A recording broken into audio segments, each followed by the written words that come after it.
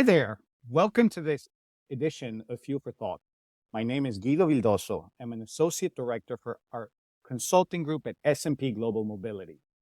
In today's episode, we're going to be driving into the transformative shift we're seeing occurring in the Chinese automotive market. Just this past July, we saw new energy vehicles surpass internal combustion engine vehicles in sales for the first time ever. Amazing. And this is making a significant milestone in the country's transition towards electrification. And I would like to highlight the world as well. Joining me today is Abby Tu, who is our principal research analyst at S&P Global Mobility and the author of our latest report. Together, we will deep dive into some of the dynamics driving this change, from the rising dominance of plug-in hybrid vehicles and range extenders to the challenges being faced by global automakers. Abby, welcome to this podcast. Let's dive right in. But before we get there, tell us a little bit about yourself. What brought you to the automotive industry for those of you that haven't heard you before? Thanks, Guido. Let me just give a quick introduction of myself.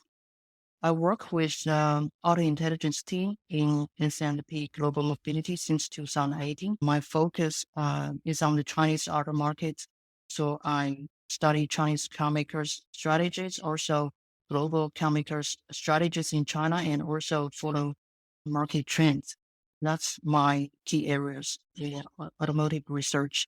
Excellent, Abby, and very valuable to anyone listening because, of course, as you know, there's a lot of attention today on what Chinese OEMs are doing, particularly because of what's happening in China, the loss of momentum that we're seeing from traditional players in China, and needless to say, the exports that are coming out and how very slowly or fast we're seeing the global automotive landscape change as a result of Chinese OEMs. But before we start to get there and before we start to deep dive into some of these topics, let's set a baseline for what some of these terms mean. So when looking at your article, we have a few different terms, NEVs, REEVs, plug-in hybrids, PHEVs, and BEVs.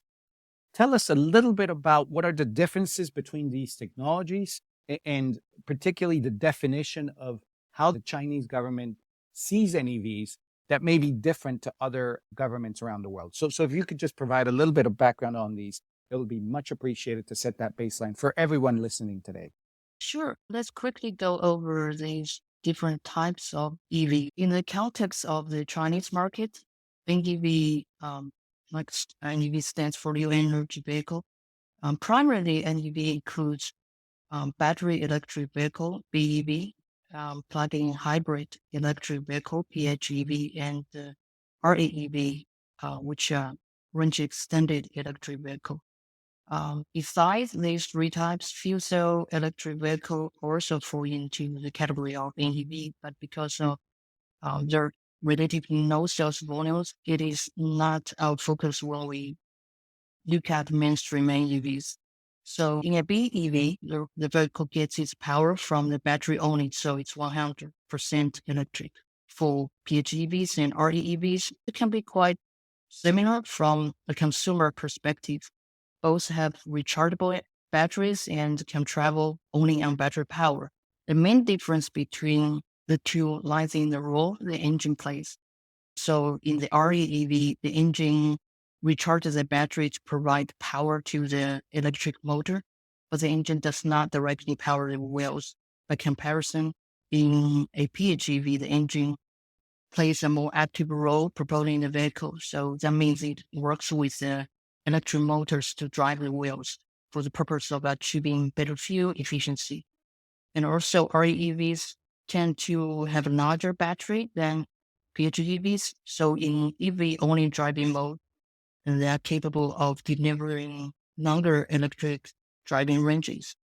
Sales of both PHEVs and REEVs are growing really quickly in China. In the past 6 months this year, in the first half, combined sales of PHEVs and REEVs have accounted for about 40% of passenger NEV sales. So that's just some background information to begin with. Thank you very much for that. Abby. And let me ask you this, and just for background, are range extenders in China also pluggable the same way we have for plug-in hybrids and battery electric vehicles? Yes, the battery in the REEV, which is a vehicle with a range extending system, is rechargeable, so a consumer can recharge the battery to have a BEV-like driving experience, depending on whether they have access to fast chargers. So some consumers would really use REEV as a like alternative to pure electric vehicles because they have EV experience. But when you drive in long distance, you can also top up the vehicle with a gasoline because it has a engine that has fuel tank. So the engine works as a range extender, provide longer range for the vehicle when the consumer is unable to charge the vehicle's battery. So this car is really gaining popularity because its flexibility. Great insights and much appreciated because there's obviously a lot of attention right now. I can speak from both a US and European perspective to maybe use that capacity that you mentioned on range extenders of using a gasoline tank to have a generator or a onboard generator to run those batteries and also being able to plug those batteries directly into the grid. But you mentioned something that was very interesting in regards to this explosion of growth Yeah. that we have seen for both plug-in hybrid and range extenders. What does it mean to the Chinese automotive market that NEV sales have now surpassed internal combustion engines for the first time in July? How significant is this milestone? In particularly, again, your perception from a local Chinese market, but then, of course, impressive to us both in the US and in Europe, particularly in the US, where we're still within the single digits. So these numbers are eye-watering to say the least. Yes, indeed. This is like NEVs having a sales share of over 50% in the retail passenger car market. Is really a major milestone for the Chinese auto industry because it really reflects a shift in consumer choices, especially consider that the central government ended its subsidy program in December 2022. And I think in the past few years, we do see some cities in China were making that transition faster than others because of the readiness of the charging infrastructure and consumer driving patterns. And in some cases, the shift also related to city level policies. In Shanghai, for instance, Shanghai's AEV development policy really favors pure electric vehicles. Consumers buying an E or ICE vehicle or PHEV and REEV will need to go through a bidding process for a license plate quota, which costs roughly around 12,000 US dollars on average. But for BEV purchases, there's no such restrictions. So we see over half of private car sales in Shanghai were BEVs last year. So when the July data came out, it's about the entire retail market having higher demand for EVs than conventional power vehicles. And it's a consistent trend towards electrification in China. In May and June, retail sales share of EVs were also at high levels, over 45% for both months. So that just shows us the direction of the Chinese car market, which is towards making NEVs a mainstream choice for consumers in China. And if we look at the market's current size, passenger NEV wholesale volume reached 9 million units in 2023. This compares to less than 1.3 million units in 2020. So in just 3 years' time, the NEV market really scaled up significantly and sales are still increasing. So the fact that NEV have sales share over 50% in the retail passenger car market, which is a market with annual sales over 21 million units, the transition will really attract new investment to the NEV sector and also encouraging companies to increase their model launches to this sector. And along with this transition, we see Chinese brands, local brands really rise quickly in terms of their sales volumes their production scale. But global car makers, except for Tesla, are really falling behind their competition in terms of sales.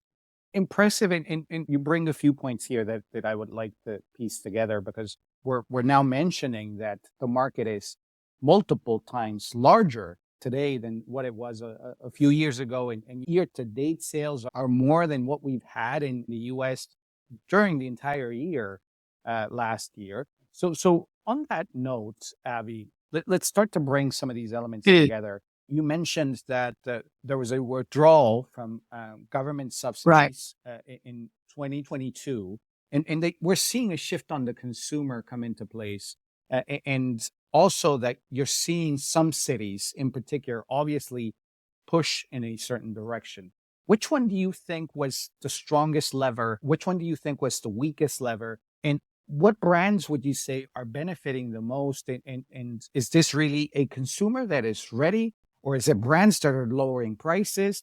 Is it the municipal restrictions that are in place? Or is this more the government allowing the market to go in a natural direction? What are some of these dynamics that we're seeing in place that are very unique for China? Yes, after the termination of the subsidy program in late 2022, EV sales in the following year were really helped by declining battery prices, which makes it possible for car makers to drop prices of their new models. In the beginning of 2022, Tesla cut prices of the Model Y and 2 in China. These are high volume EVs in China. That kind of started the price competition in the market. And car makers today still face pricing pressures in China because of increasing competition here. But really, that helps to make BEVs and PHEVs affordable to mass market car buyers in China. And I think we also see an increase in new models in the EV space. Many new models are also featuring latest smart car technologies. So that really helps draw consumers to the market after the withdrawal of the central government subsidy programs. These are just very important drivers that continue to support the transition to new energy vehicles. And on that line, from what you're saying, it makes it look like the NEV sector will be owned essentially by Chinese automakers. And therefore, do you see an opportunity for global car manufacturers to continue being players within the EV sphere? And you alluded a little bit towards Tesla, but how do the other players perform in such a condition? Do they have an opportunity? What are your thoughts on all of that right now? Yeah, I mentioned that global car makers, they're really lagging Chinese competitions in sales because at the moment, I think there's, especially for Japanese car brands, there's a mismatch of what they have on the market and what the consumers expect to address challenges they face in the Chinese markets. These global car makers, they really need to better adapt to the market's pace of development. Chinese car makers often refresh their product more frequently. In some cases, model year changes can be very significant for EVs, for example, because car makers are really rushing their new technology to the new models. And also we hear that global car makers, they talk a lot about their intention to develop China-specific models. But to really make these China market models competitive, we'll need to be not only focused on making the interior more spacious or give the cabin a more premium look. I mean, these are very good features. These are good improvements that consumers would appreciate. But local brands, they really push the envelope these days in product development. There are lots of resources being put into a product in the development process. They really study the needs of their target consumers and they would develop their car's feature technologies around how consumers use the car and who are riding with them most of the time. So the needs of the passengers are also being taken care of with lots of thought. And in the market, we also see changes in sales models as well as changes out how brand reach out to potential car buyers. For example, CEOs of Chinese car makers go on social media more frequently to host these live streaming shows to present their new cars or launching a new feature, or even driving long distance in the car themselves to show how the car performs under self-driving mode. So that really helps local brands to gain exposure on social media.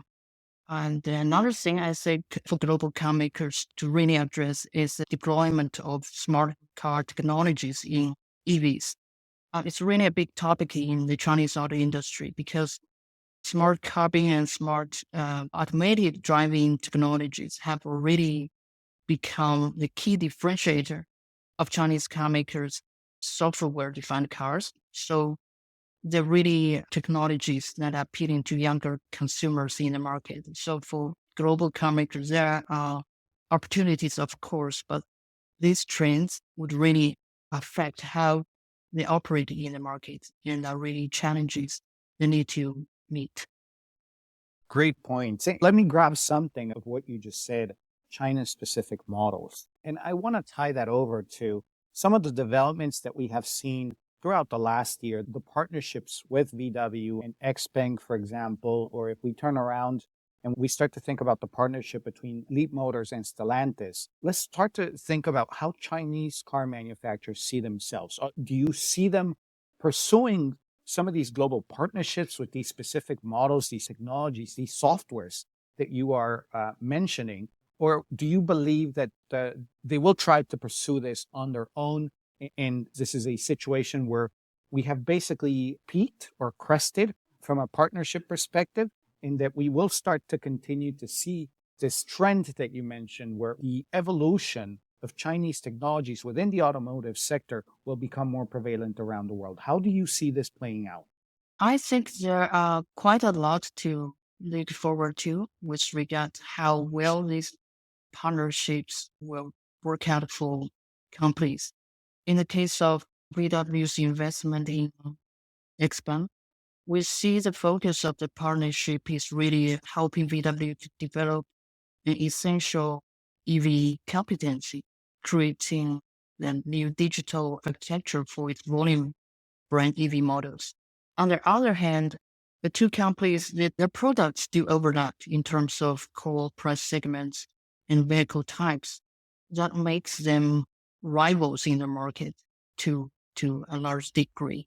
So Exxon will still need to focus on its own growth in the next few years to stand out as an EV manufacturer.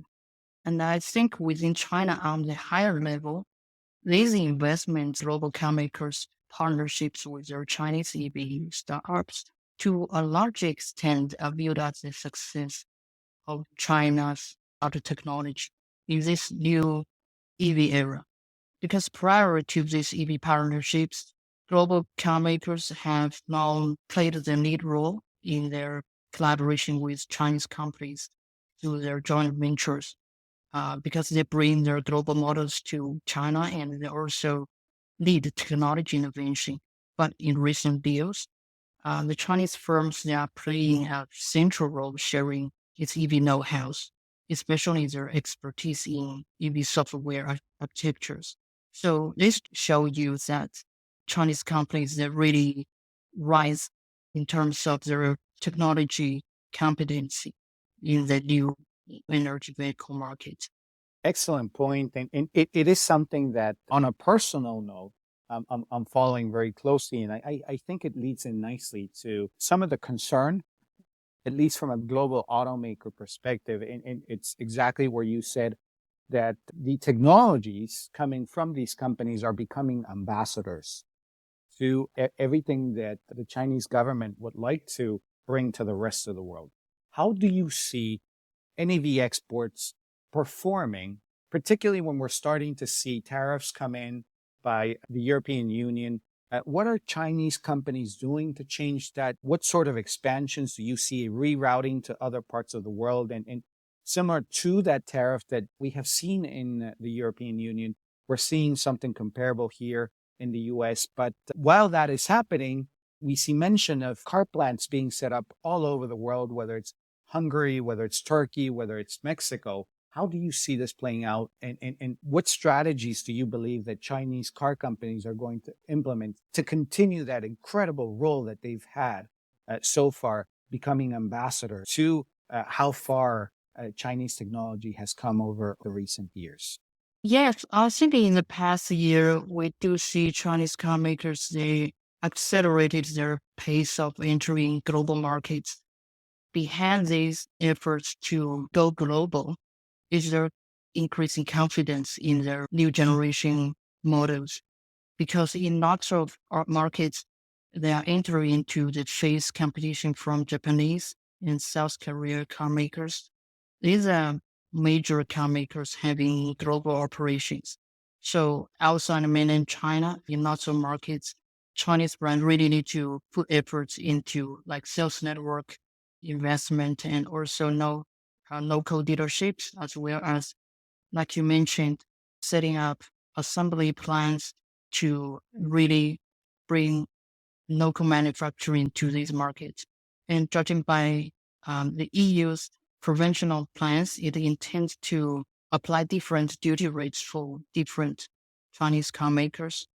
Tesla could face a smaller tariff of 9% on its imports from China to region, but for Chinese company that could go up to 36%. So it's really high tariff for some of the Chinese car makers. And in the near term, I think these duties will slow down EV imports from some mainland China-based car makers to Europe, especially those hit by high duty rates. We already heard that in SAIC talk about the possible impact of the tariffs on their sales in Europe. But they do have plans to increase sales of PHEVs and full hybrid vehicles to Europe to make up for a slowdown in BEV exports to Europe. Car makers are also reviewing their cost structure to try to absorb these tariffs, or at least partially through cost reduction measures. For the longer term, companies like BYD have already, you mentioned, announced the plans to set up new manufacturing plants in Europe to supply the local market. So apparently their longer term goal of entering the market and really competing in that region will not change. So you mentioned Tesla and the tariffs that they're facing. That automatically makes me think about battery electric vehicles, and particularly thinking about the domestic market and some of the slowdown that we're seeing in BEV sales within the domestic market today. How do you see that playing out? What are the factors that are going to continue to drive momentum for the BEV market? Or do you see certain elements that put that BEV market at risk? And some of that risk, will it come from range extenders or plug-in hybrids? What are some of the items that people should be looking for in this changing landscape of electrification in the Chinese automotive market? Well, eventually consumers are the ones that really making these choices. So I think having a diversified product portfolio is important when the market develops. From this year, we began to see increasing BEV launches to not just the SUV market, but also to sedan market and also their fully electrified MPVs sold in China. So automakers are trying to attract car buyers by like increasing their model offerings to enter in different vehicle segments. China's A-car market, which is a mid-sized car market, has been fully electrified. So that means BEVs are the dominant options in that segment already. And we also see increasing offerings of compact and middle-sized products entering the market this year. And another enabler I would say is the smart car technologies, which will also drive BEV sales. In the premium car market, EVs with these technologies, especially automatic driving features, are really drawing younger consumers to the BEV market. And we also see automakers, they are really pouring investment into this area to introduce competitive smart car systems to their new generation BEV models. And you mentioned that REEVs and PHEVs, they are also gaining sales very quickly in the country because consumers still have concerns over the driving range of pure electric vehicles. They still have concerns over reliability of fast charging facilities in inner cities. In China's less developed lower tier cities, I do think having more charging points will for sure help encourage BEV adoption. And also to make charging faster, we see automakers they're launching 800 voltage EVs to the market, not just to the higher priced premium car markets. There are also new mass market 800 volt models available for consumers. The benefit of the high voltage system is it really enables the car to charge faster than 400 voltage vehicles at high power chargers. And there are companies new, for example, offering EVs with swappable battery packs. Swapping a battery takes just a few minutes, so it's much faster than charging our EV. Now, Leo is also looking to convincing our other Chinese car makers to form an industry alliance to expand the offering of EVs featuring such technologies in the next few years. So I think these are good progress in the sector that will continue to support BEV sales in the longer term. We see REVs and PHEVs they're gaining sales very quickly in China because consumers are really seeing the benefits of plugging hybrid vehicles and REVs, and they're walking away from traditional powered vehicles. And automakers are increasing their PHEV and REV launches, which has significantly hurt sales of traditionally fueled cars in China. So PHEVs and REVs they do compete with internal combustion engine vehicles at this stage. And because their sales rise very quickly, there's also slowdown in PHEV sales because for some consumers, as I mentioned, PHEVs they still have concerns over its driving range and where they can easily charge pure electric vehicles. So for these reasons, we see growing consumer acceptance of plug-in hybrid vehicles in the past few years in China. Abby, thank you so much for sharing with us today. Your insights have been incredibly valuable from a personal note. This journey has been a journey of learning, enlightenment of the Chinese automotive market. I very much look forward to a future conversation and a future update on some of the changing dynamics that we may be seeing coming out of China. And to our listeners, thank you so much for joining today. Please feel free to share this podcast with any colleagues or your social media accounts whenever you can. Don't forget to join us and follow us on LinkedIn at S&P Global Mobility. Explore our podcasts and offerings at spglobal.com/mobility. Do also let us know if there are any topics that you would like to hear more of. And we will be back with more fuel for thought next month. Have a wonderful day, and thank you so much.